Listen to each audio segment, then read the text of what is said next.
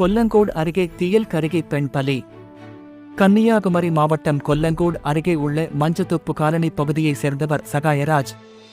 இவர் கொத்தனாராக வேலை பார்த்து வருகிறார். இவரது மனைவி மரியா செல்வம், வயது 62. இவர்களுக்கு 2 மகன்கள் உள்ளனர். ஒருவர் ஆசிரியராக வேலை பார்த்து வருகிறார். மற்றொருவர் நாகர்கோவில் பகுதியில் ஒரு தனியார் கல்லூரியில் பொறியியல் படித்து வருகிறார்.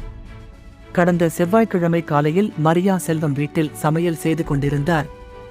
அப்போது எதிர்பாராத விதமாக அவரது சேலையில் திடீரென தீப்பிடித்துள்ளது.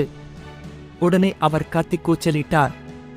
இவரது அலறல் சத்தம் கேட்டு அக்கம் பக்கத்தினர் மரியா செல்வத்தை மீட்டு திருவனந்தபுரம் மருத்துவக் கல்லூரி மருத்துவமனையில் சிகிச்சைக்காக சேர்த்துள்ளனர்.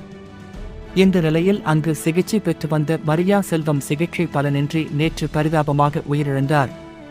தொடர்ந்து இதுகுறித்து கொல்லங்கோடு போலீசார் வழக்கு பதிவு செய்து விசாரணை நடத்தி வருகின்றனர்.